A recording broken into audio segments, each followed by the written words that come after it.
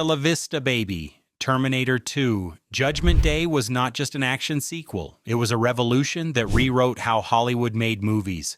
Explosions melted metal, faces morphed like liquid, and audiences stared in disbelief. But behind the spectacle was chaos, broken bones, blown budgets, and bleeding-edge technology that almost broke the studio. So today we are diving into 20 weird facts about Terminator 2 that will make you see it in a whole new light. The budget war that nearly killed the movie. When James Cameron pitched Terminator 2, the studio panicked. His vision required effects that did not exist yet. The budget exploded from $56 million to over $100 million. At the time, that was the most expensive film ever made. Executives threatened to shut it down. Arnold Schwarzenegger himself had to step in to keep it alive. He promised that the movie would change cinema. He was right. But the shoot pushed everyone to exhaustion. Cameron often shot for 20 hours straight. Crew members quit or collapsed on set. What audiences saw as seamless sci-fi perfection was built on stress arguments and sleepless nights. The T-1000's shape shifting. Nearly bankrupted industrial light and magic. The liquid metal T-1000 was a miracle of technology. But each morphing shot took weeks to render on early computers. ILM's machines overheated, crashed, and sometimes erased entire sequences overnight. Animators slept beside the hardware to reboot it manually. They worked with software that had no manual because it was being written as they used it. Cameron demanded realism down to the way reflections bent around the T-1000's body. Every second of screen time cost over $100,000. The result was revolutionary, but the process almost destroyed ILM's schedule. It was not visual magic. It was pure digital warfare. Linda Hamilton's real twin saved a fortune. In the scene where Sarah Connor confronts her double in the steel mill, you are not looking at visual effects. That is Linda Hamilton's real twin sister, Leslie. Cameron realized he could use her to avoid costly split-screen tricks. Leslie spent weeks learning her sister's movements perfectly. She mirrored Linda during rehearsals and even wore matching scars and dirt makeup. The illusion was so flawless that audiences assumed it was CGI. In truth, it was old-fashioned practical trickery, using the twin-saved days of filming time and hundreds of thousands in post-production. Sometimes the cheapest effects are the most convincing. Arnold's motorcycle chase was a death trap. That legendary canal chase with Arnold riding a Harley and rescuing John Connor was far more dangerous than it looked. Schwarzenegger did most of it himself, despite the studio's protests. The Harley weighed 600 pounds and had no stunt modifications. Every jump risked snapping his wrists. He practiced for weeks, but during one high-speed take, he lost control and nearly crashed into the camera rig. The crew caught it on film, and Cameron decided to keep that take. What the audience sees as power and confidence was a moment of real danger. Behind that cool exterior, Arnold was genuinely terrified. The nuclear nightmare scene was too real for scientists. When Sarah dreams of the atomic blast tearing through Los Angeles, it feels horrifyingly authentic. That is because Cameron consulted real nuclear physicists and defense researchers. They provided data on blast radiuses, skin vaporization, and thermal wind speeds. The accuracy was so disturbing that experts later said it was the most realistic nuclear detonation ever shown in film. Linda Hamilton trained for weeks to scream and convulse as if her body were burning alive. The heat waves, the shock patterns, even the color of the sky were scientifically precise. Audiences thought it was special effects. In truth, it was scientific horror brought to the screen. Edward Furlong's voice became a problem overnight. Edward Furlong was only 13 when filming began, and his voice was changing fast. Scenes shot weeks apart sounded completely different.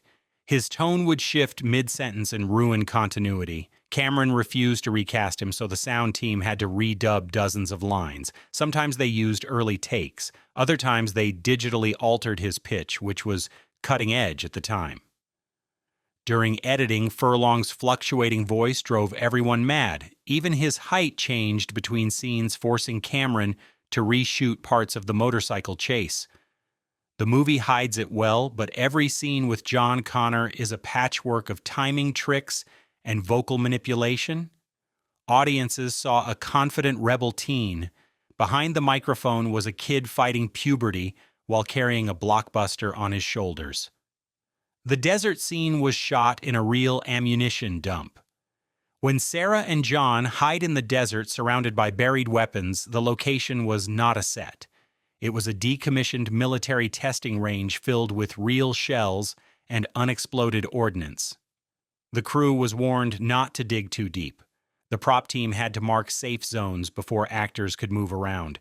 During one take, a small explosion shook the sand and production halted until bomb disposal cleared the area. Cameron loved the authenticity and refused to relocate. He said the danger made the performances raw. The heat reached 120 degrees. Metal props burned skin. Every shot in that sequence was a battle against the desert itself. The T-1000 actor trained like a predator. Robert Patrick approached the T-1000 like an animal. He studied sharks and snakes to create his motion. Cameron told him to move like Mercury.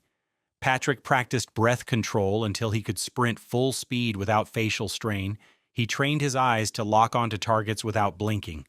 During one chase, he ran so fast he caught up to the stunt motorbike earlier than planned, ruining the shot. Cameron later said Patrick's physical precision made CGI secondary. The cold, unstoppable demeanor was not computer work. It was discipline. Viewers saw an inhuman machine. What they were really watching was an actor who turned himself into a biological weapon. The steel mill set almost melted the crew. The final showdown inside the steel foundry looks blisteringly hot because it was. The crew built the set using real furnaces to get authentic lighting. Temperatures reached 130 degrees, camera lenses fogged up constantly, crew members fainted from heat exhaustion. Arnold's leather jacket became unbearable. To make it look like molten steel, Cameron used orange gels and vaporized wax mixed with real fire. Every close-up of melting metal risked burns. The smoke and stench were overwhelming.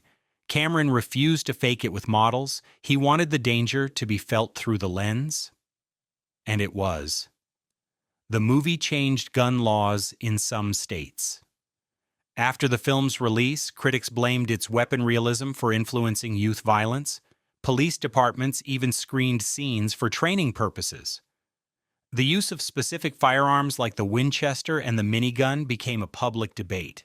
Some states proposed tighter movie set regulations because of the film's detailed gun choreography. Cameron defended his choice, saying it showed responsibility rather than glorification. The controversy faded, but the ripple effect was real. Toy stores removed replica T-800 guns from shelves. What began as movie spectacle ignited real policy discussions.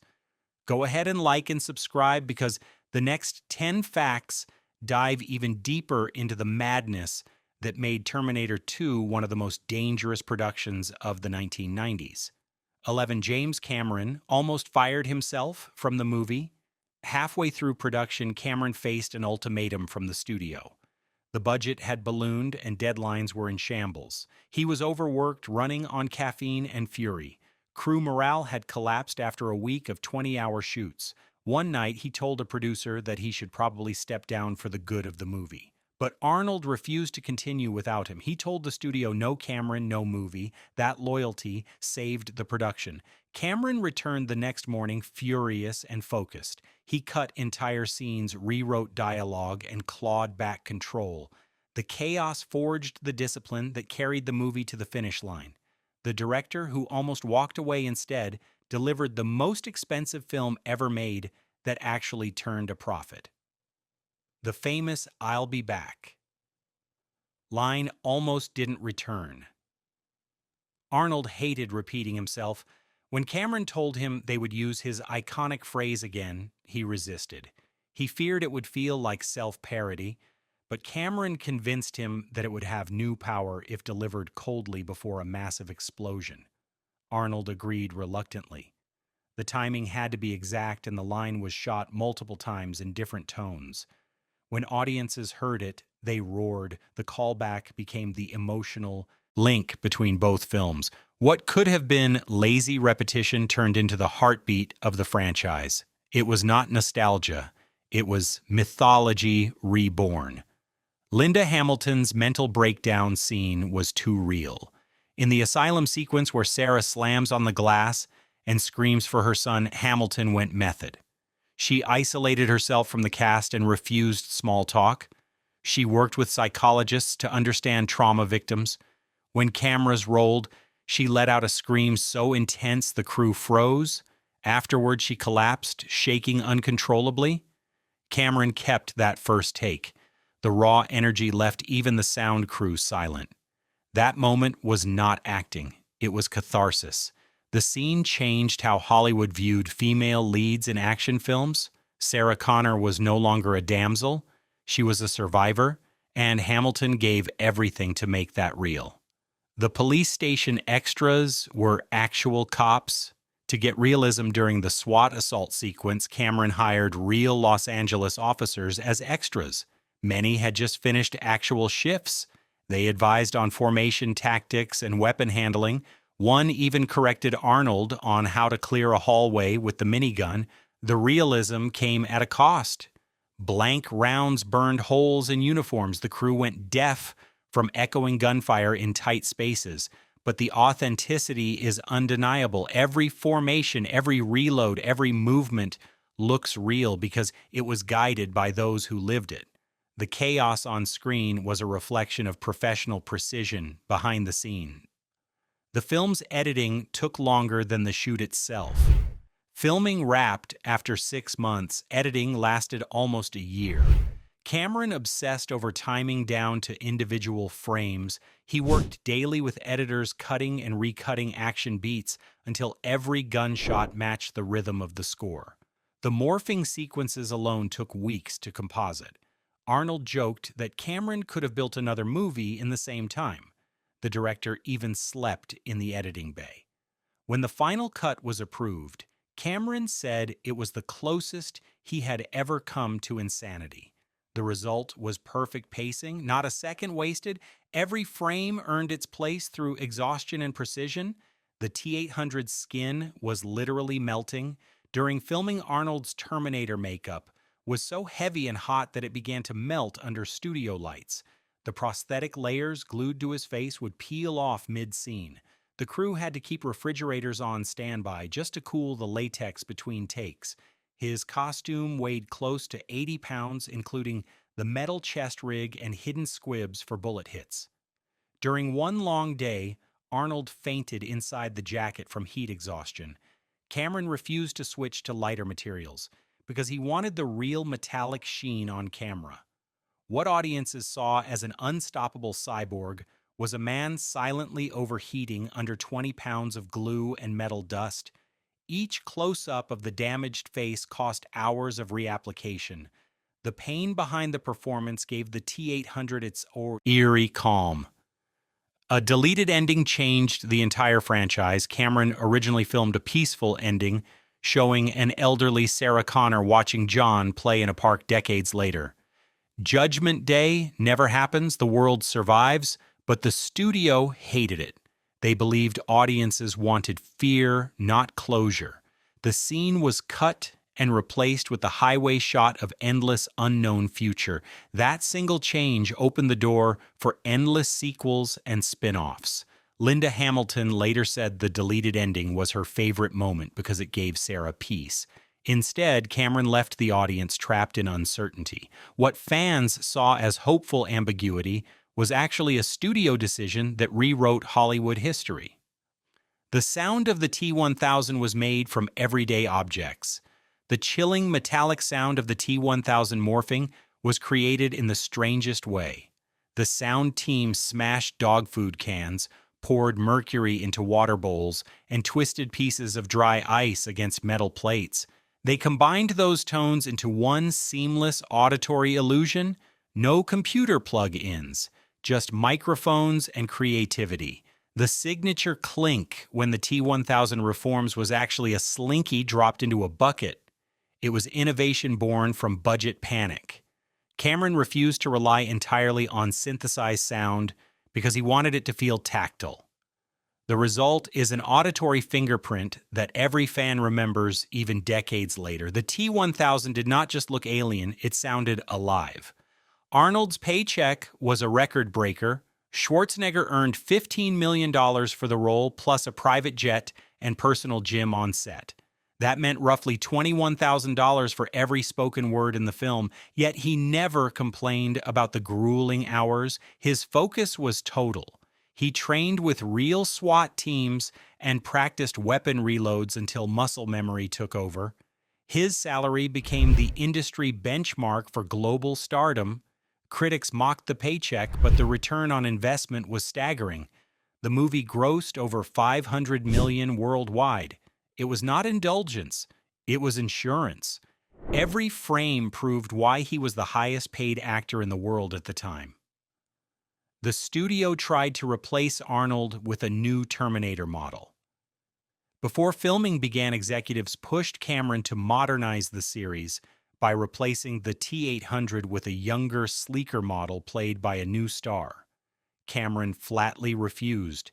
He argued that replacing Arnold would betray the story's heart. The studio even tested scripts with other cyborgs before relenting. Cameron's defiance saved the film's identity. The idea of a reprogrammed protector only worked because audiences already feared the original. The emotional turnaround relied on recognition, not novelty.